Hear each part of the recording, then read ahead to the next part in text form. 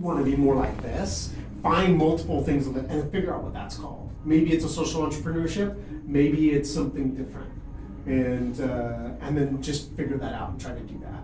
That's how we became a social entrepreneurship. I didn't know what it was before we just started figuring out that's what we want to do. Oh, that's what it is.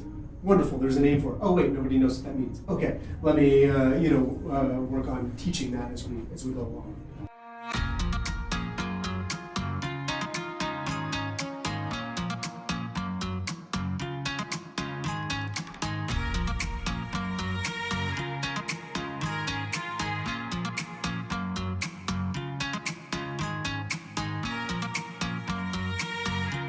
Yeah, so we're the greatest needs of a community, which there's a whole bunch of things along that line, and then the greatest opportunities, and those are going to intersect at some point. Figure out where that is. And for us, we surveyed over 200 people in our community. Surveyed people. We went to stood in front of Ralph's with clipboards and harassed people to get information from them. Went to park benches. Went and talked to homeless people sleeping in the park. Went to USC, went to churches, went to every swath of person we could find in our neighborhood and surveyed them to get their information and put it all together, and that's how we figured out, would people shop at a place like this? What would they want? What are the things that they would buy? What kind of money do people use? Do they use government money? Do they use their own money? We were surprised.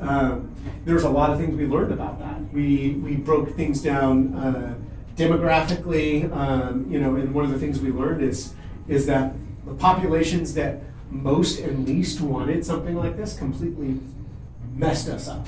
So we broke it down into four major racial groups in our neighborhood: Black, White, Asian, and Hispanic. That's kind of what we broke it down to. And the Black and Hispanic, Black and Asian groups in our neighborhood were somewhere in the middle, and the group that most wanted something like this was the Hispanic group, and the group that least wanted something like this was the white group. Right? Messed me up. I was like, I don't know anything. Now you go in with believing all of these things, and when you start actually asking people and figuring it out, it changes you.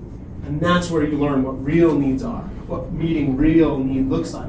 Found out, could people drive here? Do we need to be near public transportation lines? Yes. What percentage of people using government money? We thought like 40% in our neighborhood. Turns out it's only 20%. You think you know a lot of stuff about your neighborhood until you start actually getting data. There's census data. There's data that banks can pull for you because they want to make sure the money's invested well. Talk to people, get those numbers, learn what the real needs, what the real opportunity is. And then that's going to take you much deeper, and that's where you're really going to find where that intersection is.